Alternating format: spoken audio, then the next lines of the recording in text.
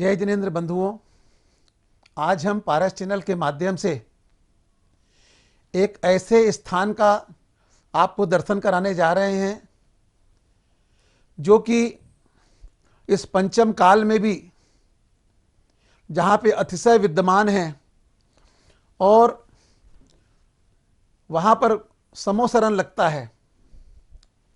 झांसी जिले के अंतर्गत झांसी से 120 किलोमीटर दूर एक छोटा सा गांव है और जिस गांव का नाम है तोड़ी फतेहपुर। उस तोड़ी फतेहपुर में हर माह के कृष्ण पक्ष में 12, 13, 14 अमावस्या के दिन मेला लगता है। सैकड़ों की संख्या में वहां भक्त आते हैं और अपनी मन की मुरादें पाके जाते हैं। आज भी जब पार्श्वनाथ भगवान की अस्सयकारी प्रतिमा का मंदिर जो कि तोड़ी फतेहपुर में विराजमान है और जहां पर जब दरबार लगता है उस दरबार में हम प्रश्न करते हैं और हमें उन प्रश्नों का उत्तर मिलता है। और तोड़ी वाले बाबा का तो यह चमत्कार है कि रोते रोते आते हैं और हंसते हंसते जाते हैं। आपने अपने जीवन में अगर तोड़ी फतेहपुर के दर्शन नहीं किए हैं तो जरूर एक बार जाना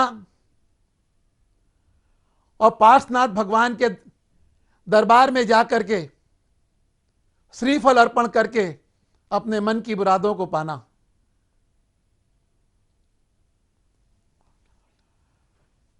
एक ऐसा दरबार जहां सब बीमार व्यक्ति आता है वो स्वस्थ होके जाता है, जो लंगड़ा के आता है वो चल के जाता है। कहते हैं किसी का कैंसर ठीक हो रहा है, कई प्रकार की आदि व्याधि दूर होती है। ऐसा दरबार तोड़ी वाले बाबा के दरबार में आप जरूर आएं और आइए हम वहाँ तोड़ीपुर वाले बाबा के प्रवचन और आपको वहाँ के दर्शन कराते हैं पारस चैनल के माध्यम से। आप देखते रहिए तोड़ी वाले बाबा अस्सयकारी भगवान पार्श्वनाथ भगवान के दर्शन कर अपने जीवन को धन्य करें। जय जिनेंद्र।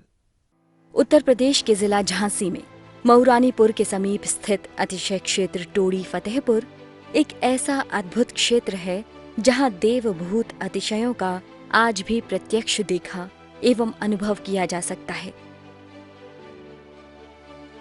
तथा जहां मात्र वीतरागी जिनेंद्र भगवान के अलावा अन्य किसी भी प्रकार के मिथ्यात्व पोषक देवी देवताओं की पूजा भक्ति आदि न होती है और न ही प्रत्यक्ष अथवा परोक्ष रूप से ऐसी प्रेरणा दी जाती है, बल्कि दृढ़ता पूर्वक गृहीत मिथ्यात्व पोषक क्रियाओं रागी देवी देवताओं आदि की मान्यता को छुड़ाकर वीतरागी देव शास्त्र गुरु का सदाचारी श्रावक बनने का रास्ता बताया जाता है। क्षेत्र पर आज भी रत्न वृष्टि देखने को मिलती है। वर्ष 2021 के भाद्र पक्ष में क्षेत्र पर अढ़ाई द्वीप विधान संपन्न किया गया। नियम त्याग पवित्रता एवं श्रावकों द्वारा लगातार एक अन्न का भोजन किया गया, जिसके फलस्वरूप हवन की पूर्णाहुति के कुंड से लगातार घी का निकलना प्रत्यक्ष चमत्कार को दर्शाता है। तुमने देखा होगा कब से शासन चलता आ रहा है, कितने कितने बड़े महल बने हुए हैं, वो आज महल दिखाई दे रहे हैं। जहां जहां का नाम लिया गया है उन ग्रामों में क्या वो मकान आज तक हैं? देखो बस्ता वही है लेकिन लीला बदल गई है। समझिए, न तुमको वह मकान मिलेगा देखने के लिए, न वो समय मिलेगा देखने के लिए। आज का दिन चला गया तो कल देखने को नहीं मिलेगा।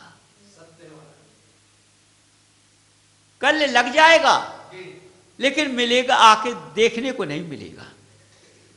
कहावत रह जाएगी लेकिन देखने को नहीं मिलेगा। समझो, देखो बंधुओं, ये मित्रता कब तक चलती है? जब जब जीव पुद्गल का नाता चलता है, जब तक ये मित्रता चलती है। जब समय होता जीव पुद्गल को छोड़ देता है, जीव पुद्गल का नहीं होता तो पुद्गल पड़ा रहता, जीव चला जाता है, फिर ये जीव पुद्गल से नाता जोड़ने नहीं आता है। समझो, देखो ये इसी जीव को तुम कितना प्यार करते हो, कितना मोह करते हो,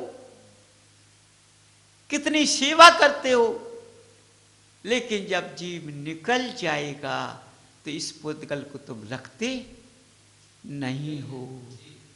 क्या करते हो? घर से जल्दी निकालो इसको। फिर इस चिता को नहीं रखते हो, चिता बनकर तैयार हो गई है, इसको नहीं रखते हो तुम। फिर क्यों नहीं रखते हो? मोह करो ना, अब मोह कर लो ना। किससे मोह था? जीव का मोह जीव से था, इसलिए पुद्गल से था। जीव के द्वारा पुद्गल से मोह था और जीव का पुद्गल से मोह था, इसलिए समान होता था।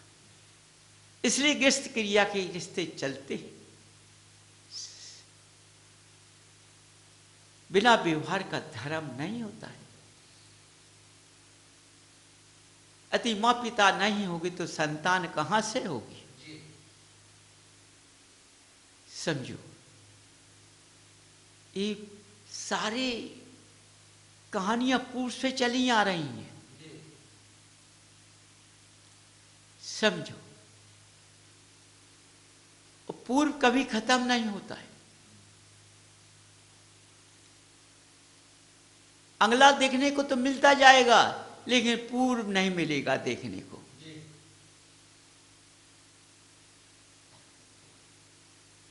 बंधु, लालच करो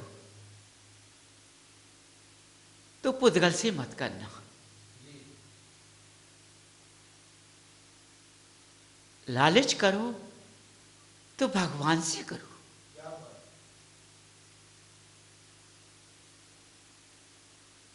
लालच करो त्याग से करो। लालच करो तप से करो, लेकिन लालच बुरी आदतों से नहीं करना चाहिए।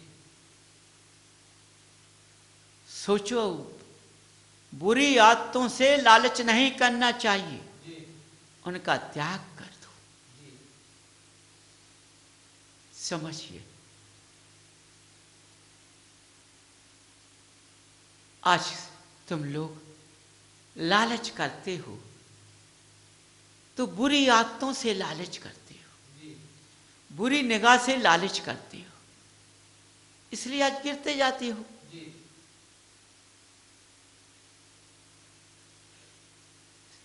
क्या कहा मैंने कि तुम अपना फैशन बना के चले आते हो। हमें टोड़ी आए हैं, यहाँ टोड़ी कुर्ता पाजामा बताया गया, उसको पहन लेते, ढट्टी बांध लेते हैं अपनी, मंदिर चले जाते।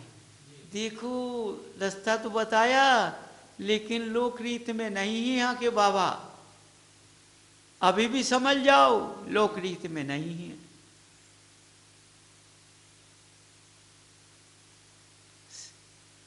हर बात, हर पग में कमियां होने के कारण गिरना तुम्हारा काम है।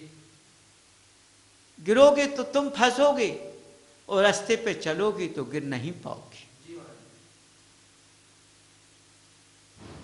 देखो, सब जगह चले जाओ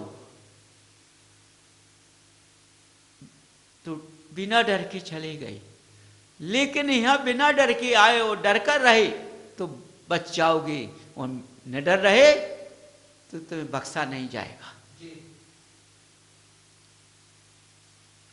जो जीव यहां भय करके आता है,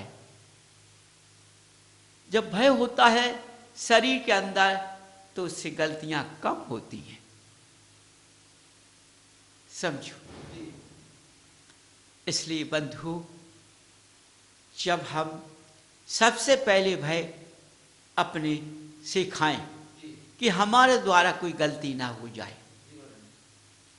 सबसे बड़ा भय, हर मनुष्य को भय किससे खाना? अपने से। यदि उसने अपने से भय खा लिया तो हर बातों से बच जाएगा।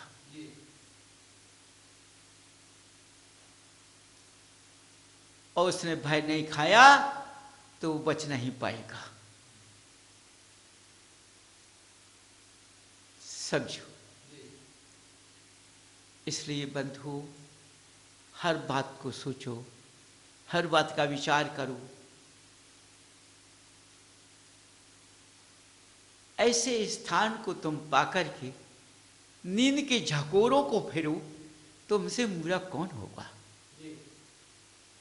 नींद तो फिर मिल जाएगी, घर जाकर नींद मिल जाएगी, लेकिन फिर टोड़ी के बाबा नहीं मिलेंगे। समझो, टोड़ी कैसा स्थान नहीं मिलेगा।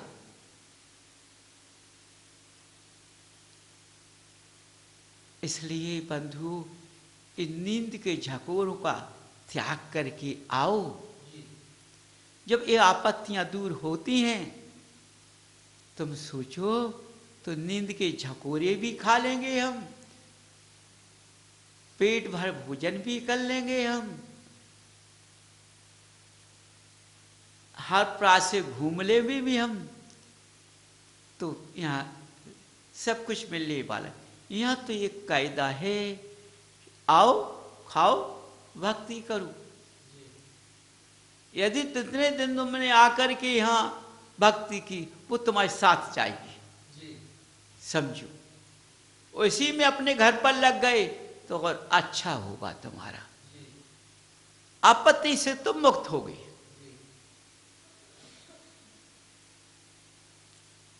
तो हर बात का समझो तुम, हमें चलना कैसा है।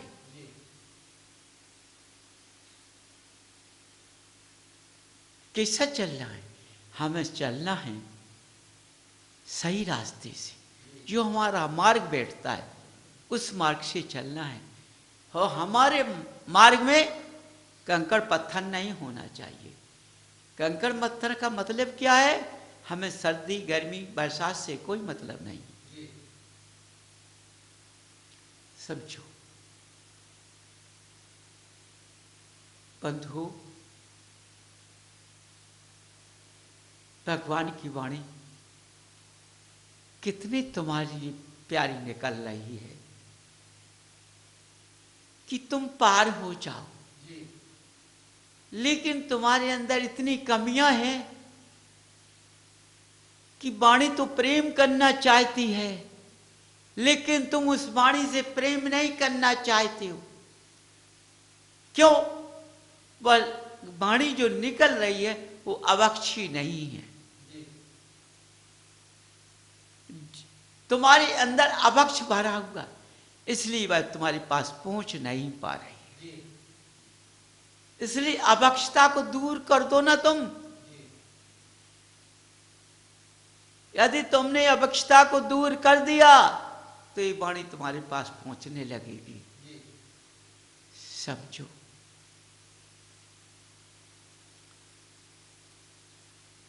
क्यों उससे मोह लगाए हुए हो?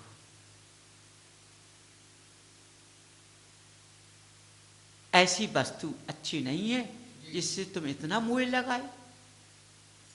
इतनी प्यारी नहीं है वो कि तुम इसका मोह लगाए। वह कितना बीमार कर देती है। वह अच्छे स्थान पर नहीं जाने देती है, भावना को बदल देती है, नृत्य दृष्टि को बदल देती है। हम ऐसा भोजन क्यों करें? इसको हम अपने शरीर के अंदर क्यों प्रवेश करने दें? नहीं बंधु, अपने मुखार बिंद को पवित्र बनाओ, इसलिए तुम्हारा पुद्गल क्षुधा पवित्र बन जाएगा, तो ये क्रिया अपने आप दूर हो जाएंगी और भगवान की शरण तुमको मिल जाएगी। यदि भगवान के शरण के लिए पहले इतना मनुष्य फिरता था, किसी भी भगवान की शरण मिल जाए, जंगल में चला जाता था शरण पाने के लिए, घोर जंगल में मनुष्य पहले जाता था कि हमें कैसी भी हो हमें भगवान को पाना है, तो घोर जंगलों में चला जाता है। किसी भी जानवर को नहीं डरता था कि हमारा क्या होगा, उसके अंदर थे भगवान, इसलिए उसके अंदर कोई जानवर उसके पास नहीं आता था। सोचो, चाहे जिस किनारे पर चट्टान पर बैठकर अपनी तपस्या में लग जाता था, कोई जानवर पास नहीं आता था, क्योंकि भगवान के भय से सब डरते हैं। हर जीव में भगवान के प्रति वास हो जाता है, वही जीव बदल जाते हैं। कहते हैं महावीर समय की बात में मांसाहारी और शाकाहारी क्यों एक हो गए? भगवान की महावीर की वाणी जहां खिली चारों तरफ, तो शाका मांसाहारी सब एक हो गए, क्योंकि सबके रग रग में भगवान की वाणी बैठ गई। वो आज उन्हीं महावीर की वाणी आज मनुष्य के अंदर प्रवेश कर रहा हूं।